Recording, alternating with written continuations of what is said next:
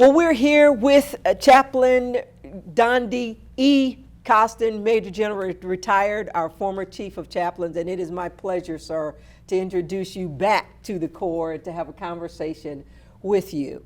So let's start off with this 1980s Dondi E. Costin, Wilmington, North Carolina.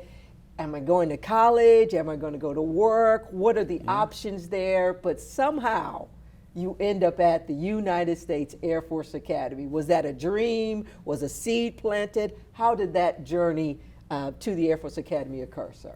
It really is God's providence. I mean, and that's not meant to be overly spiritualized. It just is what happened. Neither of my parents went to college. You know, my mom had done a secretarial course, but neither of them went to college. They didn't know anything about college. And so we never talked about college in my household. It was only until my senior year that my guidance counselor said to me, you know, it's pretty traditional that the valedictorian goes to college. I said, really? I said, she said, yeah. I said, okay, well, how do you do that? What happens there? And as it turns out, between my junior and senior years of high school, I had gone to North Carolina Boys State, and I had run into a cadet from North Carolina who was back. He was a rising senior. He was there doing a summer program, and mainly he was recruiting.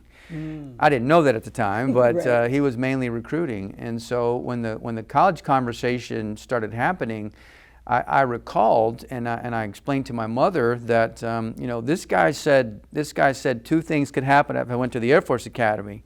He said, first of all, you could serve your country. And I said, you know, I'd like to do that. I don't know what that means exactly, but I'd like to serve my country.